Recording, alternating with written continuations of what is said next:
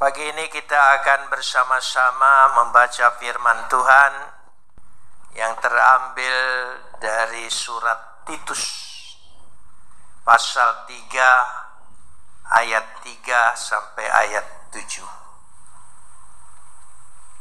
Titus pasal 3 ayat 3 sampai ayat 7. Kita akan membacanya saling sahut bersautan. Saya akan awali ayat 3, lalu jemaat menjawab ayat yang keempat, dan seterusnya saling ganti bergantian sampai tiba pada ayat 7 saja. Karena dahulu kita juga hidup dalam kejahilan, tidak taat, sesat, menjadi hamba berbagai-bagai nafsu dan keinginan. Hidup dalam kejahatan dan kedengkian, keji dan saling membenci. Ayat 4.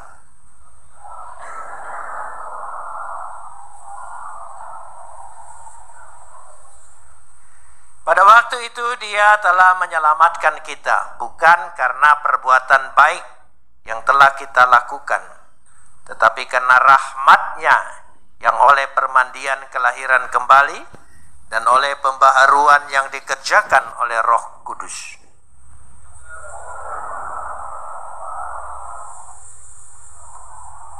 Supaya kita sebagai orang yang dibenarkan oleh kasih karunia-Nya berhak menerima hidup yang kekal sesuai dengan pengharapan kita. Kapot leha Adonai Elohenu kapot leha. Segala kemuliaan ya Adonai Tuhanku, kemuliaan bagimu. Saudara-saudara yang dikasihi Tuhan, pada pagi yang indah ini saya ingin berbicara tentang bagaimana dari budak dosa lalu diangkat menjadi anak Tuhan. Kata budak atau hamba, sebuah kata yang selalu berganti diucapkan tapi statusnya hampir sama.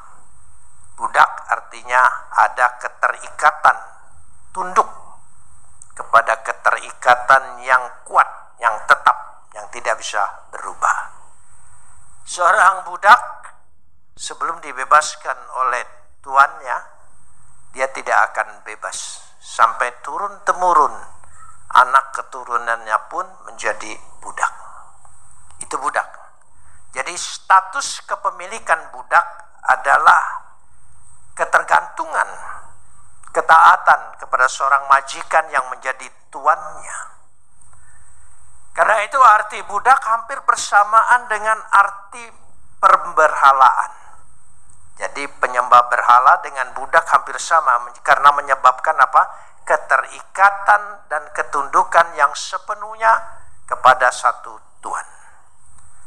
Karena arti budak itu adalah ikatan dan ketundukan yang dipaksakan, dan bangsa Israel menjadi contoh ketika mereka berada di Mesir. Mereka mengalami perbudakan yang begitu lama sehingga identitas mereka hampir saja hilang. Karenanya dikatakan pada Imamat pasal 26 ayat yang ke-13, kitab Imamat pasal 26 ayat yang ke-13. Akulah Adonai Tuhanmu yang membawa kamu keluar dari tanah Mesir, supaya kamu jangan lagi menjadi budak mereka. Aku mematahkan kayu kuk yang di atasmu dan membuat kamu berjalan tegak. Jadi seperti kerbau yang dibajak, mengerjakan pembajakan, dia ada kayu kuk di atas lehernya, sehingga dia harus tunduk dengan perintah-perintah itu. Itulah artinya. Sesungguhnya manusia tidak ada seorang pun yang bebas, semua menjadi budak. Tanpa terasa kita adalah semua budak. Tidak ada manusia yang bebas. Ya, karena itu kita tunduk kepada sesuatu yang di atas kita, yang lebih tinggi dari kita, yang lebih berkuasa dari kita. Kita tunduk dengan itu. Di dalam Yohanes pasal 8 ayat 34 saya ingin ungkapkan dulu. Ya, dikatakan situ. Kata Yesus kepada mereka, Aku berkata kepadamu Sesungguhnya setiap orang berbuat dosa, tolong sambung, adalah apa? Adalah budak dosa. Dan itu mengikat. Sehingga ikatannya begitu kuat sekali. Siapa yang bisa lepas dari dosa? Saudara bisa melupakan sedikit, tapi tidak bisa melepaskan. Dia selalu menuntut. Tidak ada seorang pun yang bisa. Ya, sehingga dia tuntutannya ada di dalam pribadi kita. Ketika engkau sedikit lupa, tapi ketika engkau berada dalam dirimu sendiri, engkau selalu dituntut. Tidak ada orang yang bisa menghapus dosa di dalam dirinya. Tidak ada. Dia akan menuntut terus. Sehingga manusia itu jiwanya menjadi tertekan. Pikirannya, hidupnya kurang berkembang dan terus tidak maksimal pencapaian manusia yang diinginkan oleh Tuhan. Tidak. Dia selalu menjadi sebuah hamba. Ada orang yang menjanjikan kemerdekaan, dikatakan Petrus, kepada orang lain. Padahal dia sendiri adalah hamba dari kebinasaan itu. Sehingga seorang pun tidak bisa dibebaskannya. Orang-orang yang berdosa, yang belum ditebus, berada dalam ketetapan dosa. Upah dosa adalah maut. Jelas sekali di situ. Saya ingin memberikan seperti ini. Ketika kita dibelenggu oleh dosa, kita dibebaskan oleh Kristus. Seperti ayat yang kita baca. Kita merdeka, bebas. Lalu saya ingin tanya, bebas dari apa? Dari dosa. Lalu apa yang kita lakukan?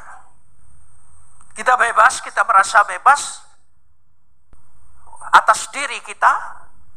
Kita menentukan, kita lupa yang membebaskan itu kasih karunia. Yang membebaskan itu ada pelakunya. Jangan merasa saudara bebas, merdeka, seolah-olah tidak ada kewajiban, tidak ada tanggung jawab lagi. Ini kesalahan besar orang Kristen. Kebanyakan seperti itu. Dia merasa tidak ada tanggung jawab lagi. Dia dibebaskan oleh siapa? Oleh kuasa siapa? Dia ditebus oleh siapa? Oleh Yesus. Seharusnya orang itu menundukkan dirinya kepada Yesus. Tapi banyak orang Kristen tidak. Saudara, nanti beberapa hal kita akan kasih contoh. Jadi ketika kita merasa kita bebas, merdeka, menentukan diri sendiri, bebas dari apa? Ini kesalahan besar bagi pemikiran orang Kristen. Dia dibebaskan oleh kasih karunia. Dibebaskan oleh kasih Tuhan. Kasih itu atau cinta itu bukan ide, bukan rumusan. Itu perbuatan. Cinta itu perbuatan. Kalau cinta hanya sekedar kata-kata, saya percaya Anda tidak akan berumah tangga. Karena cinta itu adalah tanggung jawab. Karena kasih Tuhan membebaskan kita, membuat kita menjadi anak-anaknya, diangkat menjadi anaknya. Kita punya tanggung jawab kepada Tuhan kita yang baru, yaitu Tuhan. Ya, ketundukan kita, keterikatan kita kepada Tuhan. Sekarang saya kasih contoh. Ketika kita melihat orang-orang percaya kepada Tuhan, katanya, tampak lewat kasih karunia, tampak lewat Yesus Kristus yang menebus dia. Dia membuktikan iman percayanya berdasarkan hukum Taurat. Dia ikuti hukum Taurat itu untuk membuktikan bahwa dia percaya pada Tuhan. Dia buktikan. Dan itu juga banyak kita lihat contoh di Indonesia. Dia buktikan. Lalu kita dibebaskan, menerima kasih karunia Tuhan. Apa pembuktian kita? Apa pembuktian kita? Bahwa kita sudah menerima kasih karunia. Pembuktian kasih Tuhan yang begitu besar. Karena begitu besar kasih Tuhan akan isi dunia ini, maka Dia, apa ayat yang paling populer? Mengaruniakan anaknya yang tunggal. Kasih itu perbuatan, bukan perkataan, bukan hanya sekedar pernyataan.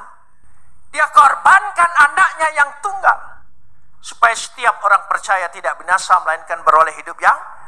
Kata percaya seringkali dia mengerti hanya sebuah pernyataan kata-kata. Bohong.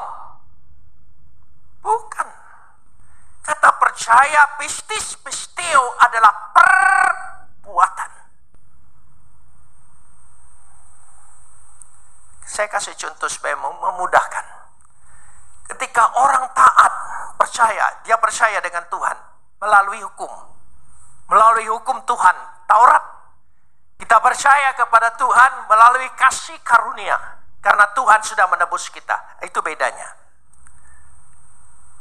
Untuk membuktikan dia percaya kepada Tuhan, dia ikuti hukum-hukum Tuhan, dia taati hukum-hukum Tuhan, dia taat.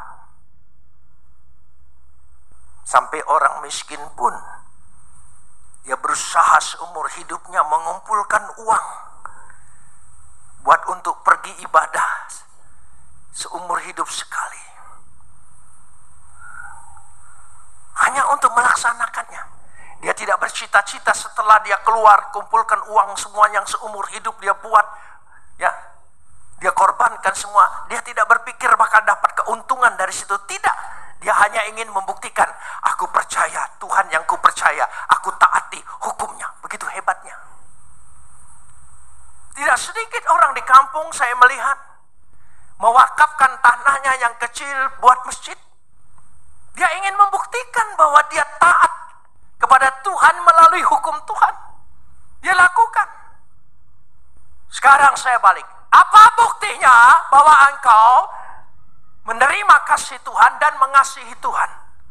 Dengan segenap hati, dengan segenap jiwa, dengan segenap akal budimu. Kalau engkau kalah pembuktiannya dengan orang yang percaya pada Tuhan lewat hukum, sekali lagi saya katakan, itu penipuan atas dirimu sendiri. Tidak benar. Harus kasih itu lebih daripada yang lain. Amin. Kasih tidak ada perhitungan. Kalau Taurat hanya 10%, kecil. Kalau kasih tidak ada hitung-hitungan, tidak ada batas-batasan. Sepenuh hati, sepenuh jiwa dia serahkan semuanya. Amin. Kasih, pengharapan, dan iman. Yang lebih besar mana? Yang lebih besar mana? Tolong lebih keras mana? Yang lebih besar mana? Kita tahu. Kalau kasih kita sendiri ternyata kecil porsinya, iman dan pengharapanmu lenyap. Sekarang waktunya kita buktikan bahwa kita percaya itu karena kita mengasihi Tuhan. Kasihnya itu yang menyelamatkan. Karena kemerdekaan yang kita terima semata-mata karena perbuatan Tuhan. Dia yang memerdekakan kita. Sehingga contoh ketaatan seperti ini harus jelas. Sebagai contoh yang kedua, ilustrasi. Saya ingin ajak baca Matius 8 ayat 9. Matius pasal 8 ayat yang ke-9. Coba kita lihat bersama. Sebab aku sendiri seorang bawahan, dan di bawahku ada pula prajurit.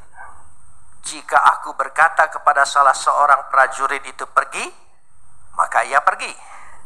Dan kepada seorang lagi datang, maka ia datang. Ataupun kepada hambaku, kerjakanlah ini, maka ia mengerjakan.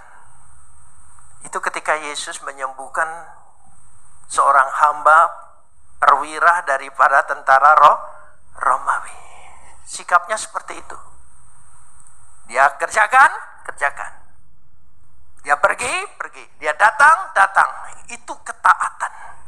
Sehingga dipuji oleh Yesus. Belum pernah aku melihat iman seperti ini di tengah-tengah orang Yahudi, Israel. Luar biasa. Itu arti ketaatan. Coba renungkan. Saya ingin kasih contoh. Saya tidak keberatan kita ibadah di bioskop. Bukan tempat yang menentukan. Ya, kita memuji-muji Tuhan, gegap gembita, seluruh musik, nggak beda dengan konser. Saya tidak keberatan. Itu baik. Karena itu sudah menjadi, katakanlah, perkembangan dari cara orang menyembah Tuhan. Tapi saya ingin tanya, kita datang ke tempat ini, kita tahu ini ada apa? Bioskop. Kita tahu ini mall. Tapi saudara pergi ke gereja. Saya ingin tanya, apa bedanya? Bahwa kita sekarang berkumpul beribadah, bahwa ini gereja. Kalau yang lain hampir sama semua. Bedanya ketika kita mendengar firman Tuhan. Amin. Ketika firman Tuhan diberitakan, itu tandanya ibadah. Beri kemuliaan bagi dia. Itu ibadah. Tempat, ya, liturgi itu tidak menentukan. Yang menentukan ketika kita mendengar firman Tuhan. Dan mendengarkan firman Tuhan sambil berjanji dalam hatiku, Tuhan, aku ternyata kurang mengasihi Engkau. Aku hanya kata-kata. Aku kurang. Ampuni aku. Robah aku. Ketika kasih itu melampaui dan masuk dalam diri kita, Engkau berubah. Kita semua berubah. Amin. Katakan, saya berubah. Ya, bukan ketika kita berubah oleh kasih Tuhan itu, berubah kita, pandangan kita, corak hidup kita, cara hidup kita, dia rubah semua. Saya percaya masalah yang engkau hadapin pun dapat dirubah oleh dia. Sakit penyakitmu berubah menjadi kesembuhan yang luar biasa. Katakan amin. Jadilah. Amin. Kasih Tuhan. Dia kerjakan itu karena dia mengasihi. Perhatikan semua. Dari sejak dia mengubah air menjadi anggur. Karena dia mengasihi. Supaya keluarga itu tidak kena aib. Supaya pesta pernikahannya diselamatkan. Dia menyembuhkan orang kusta karena kasihnya. Semua mujizat dia lakukan karena kasihnya. Saudara mengharapkan mujizat Tuhan terjadi di tempat ini? Satu modalnya apa? Kasihi Tuhanmu dengan segenap hatimu, dengan segenap jiwamu, dengan segenap akal budimu. Saudara perhatikan, jangan dirubah. Segenap hati. Jujur, kita segenap hati. Segenap jiwa. Coba orang jatuh cinta. Kalau hanya kata-kata yang kosong, pasti saudara katakan gombal itu. Ya, kira-kiranya banyak Kristen gombal. Ya, jangan-jangan kita juga Kristen gombal. Ngomong tidak ada isi. Katanya mengasihi Tuhan, tapi tidak ada isinya. Tidak bisa bermain-main dalam percaya Yesus. Jangan saudara pikir bisa berleha-leha. Ini akhir zaman.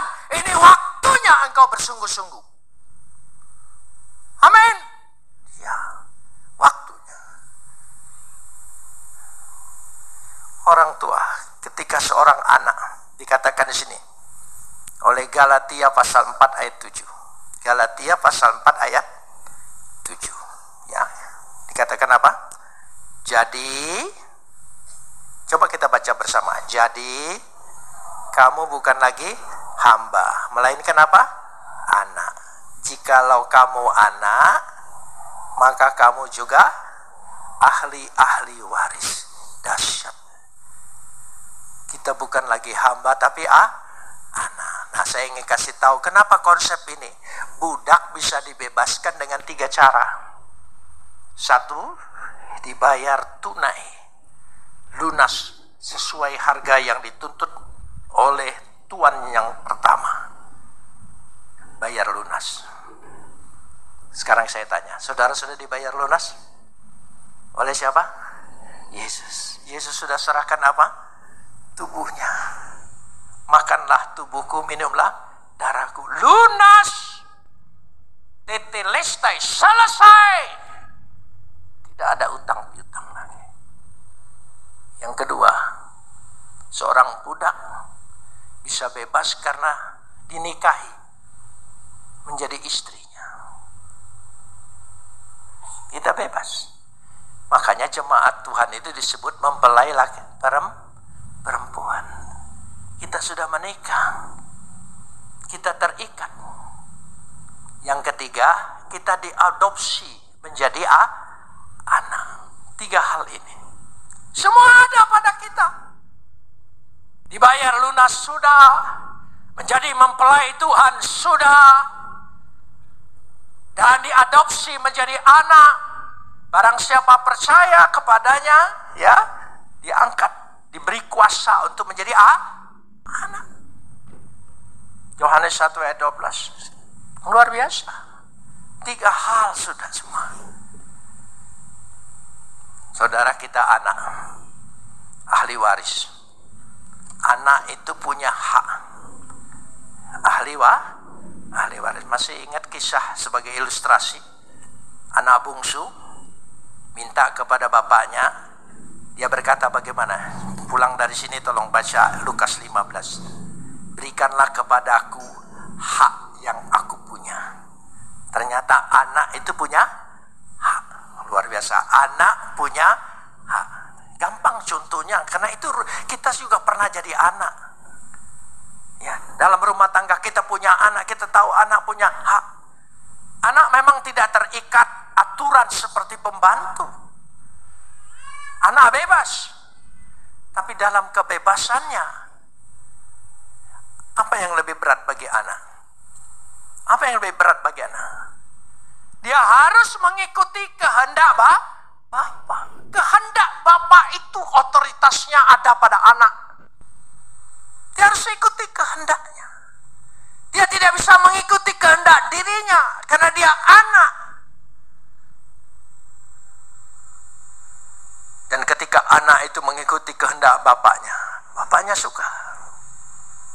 Dan dia tidak merasa dia jadi budak, tidak terpaksa kehendak bapak. Karena dia tahu bapaknya pasti berkehendak hal-hal yang baik. Sekarang saya tanya, kita balik lagi. Kita bersama-sama merenungkan. Apa kita ini mengikuti kehendak bapak atau kehendak diri kita sendiri? Ayo jujur. Padahal doa itu dari pertama, doa Bapa kami, jadilah kehendak-Mu di bumi ini seperti di surga. Jadi kehendaknya, semua berbicara kehendak. Tuhan punya kehendak. Kehendak kita menjadi anak yang sempurna, anak sesuai dengan rencana Bapa, anak sesuai dengan keinginan Bapa. Sekarang berkaca pulang dari sini, apakah engkau dan kita semua ini sudah sesuai dengan keinginan Tuhan hidup kita?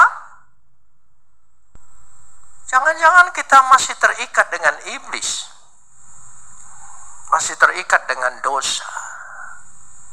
Kita masih berpura-pura dalam hal seperti itu. Pagi ini kita renungkan sungguh-sungguh, sehingga kita kelak tidak akan menyesal bahwa kita adalah ahli waris. Ahli warisnya. Pertanyaan saya, waris itu pasti atau tidak? Ya, waris. Kalau engkau anak, kita memperoleh kepastian. Jadi tidak usah minta masuk surga. Surga itu sudah bagian kita, katakan amin. Surga sudah bagian. Tapi orang yang bakal masuk surga, ciri-ciri hidupnya kelihatan. Kalau perilaku hidupnya segalanya tidak layak di surga, Silakan ke sorga tetangga. Ya. Kalau kita tetap punya ciri-ciri sendiri, iya. Saya ingin kasih contoh. Saya orang Palembang asli, dari keluarga Kemas. Saya dididik supaya berbeda dengan anak yang lain. Katakanlah dalam Palembang, jangan sama dengan anak kampung. Kamu beda. Apa bedanya?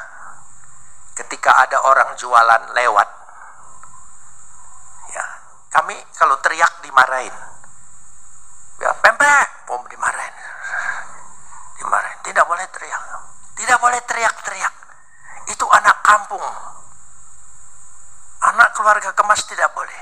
Kamu kejar dia sampai dekat, bilang pempek. Nah, baru saudara. Jadi ada pola hidup, tingkah laku, perilaku yang berbeda. Itu baru tingkatan Kemas, nggak ada apa-apanya. Ya, sekarang sudah tidak berlaku lagi itu. Dulu dianggap masih berlaku. Saya pernah ketemu orang Palembang, ya, sambil saya makan martabak har, keluar dari sana, lalu di situ dia sedang jualan majalah. Keluar dari situ saya lihat saya, dia bilang, "Bang Cek, orang Palembang ya?" "Orang Palembang." "Iya," saya bilang. "Orang Palembang." "Oh, saya juga orang Palembang. Dulu Jalan Sudirman ini sebagian besar ini punya nenek moyang saya. Hebat sekali. 7 turunan, hartanya tidak habis. Luar biasa." Lalu saya tanya, "Kenapa kamu sekarang jualan majalah?" "Oh, masalahnya saya keturunan ke-8. Sudah habis waktunya." Nah, kita tidak ahli waris seperti itu. Tidak ada daluwarsa bagi kita. Amin. Ya, tapi buktikan kita ini memang sungguh-sungguh anak Tuhan. Rumah tangganya, perkataannya, janjinya, usahanya. Amin. Bukan tidak boleh cari keuntungan, boleh, tapi jangan menipu. Jangan berdusta. Hati-hati. Maaf, ibu-ibu jangan marah dulu ya. Ya, marah. Yang paling pandai berdusta itu wanita. Oh iya. Iya. Makanya wanita paling tidak bisa didustai. Kenapa? Karena dia belajar dusta langsung dari sumbernya. Iblis, bapak pendusta. Jadi ketika laki-laki mau mendustai dia, kau belajar dusta dari saya, aku belajar dari mbahnya, tahu? Jangan coba-coba. Makanya jangan coba-coba engkau dustain wanita. Amin. Dia pura-pura percaya, pura-pura itu. Lirikan matanya itu dia tahu engkau ngetik siapa di HP-mu. Oh, hati-hati, karena dia punya feeling lebih besar, sebab dia berhubungan langsung, yang ngobrol langsung. Adam dalam kitab suci tidak pernah ngobrol dengan iblis loh. Yang ngobrol dengan iblis siapa? Nah, sudah, jangan marah dulu saudara. Ini Alkitab. Tapi hikmahnya maksudnya, jangan sekali-kali dustai istrimu, dustai kekasihmu. Amin. Supaya rezekimu diberkati oleh Tuhan. Kalau rezekimu ternyata banyak ditipu orang, itu karena engkau banyak menipu istrimu. Bertobat. Bertobat, jujur. Pengalaman saya balik lagi pengalaman. Bukan pengalaman saya mendustai istri, bukan. Pengalaman saya di penjara. Saya di penjara 6 tahun. Karena percaya Yesus. 6 tahun. Dari tahun 74 sampai tahun 80. Masa-masa suram. Ya. Dipindahkan di penjara macam-macam. Dari RT M Budi Utomo pindah ke Cipinang, pindah Kalisosok, pindah ke LP Cirebon, kumpul dengan penjahat-penjahat semua. Dan saya tanya satu persatu, semua perbuatannya. Dan semua rata-rata menyesal. Di balik perbuatanmu dan penyesalanmu, apa yang pernah terjadi? Rata-rata berbicara, saya mendustai ibuku, saya mengkhianati istriku. Rata-rata semua bersaksi seperti itu. Kalau rata-rata semua seperti itu artinya sebuah bukti. Jangan dustai ibumu. Amin. Hormati ibu bapakmu. Alkitab berkata apa? Sekali lagi, hormati apa? Jangan salah, Alkitab jangan salah tulis. Aslinya itu hormati ibu bapakmu. Tidak pernah hormati bapak dan ibumu. Tidak. Ibu dulu. Sebab yang mengandung kita itu ibu, tidak pernah bapak.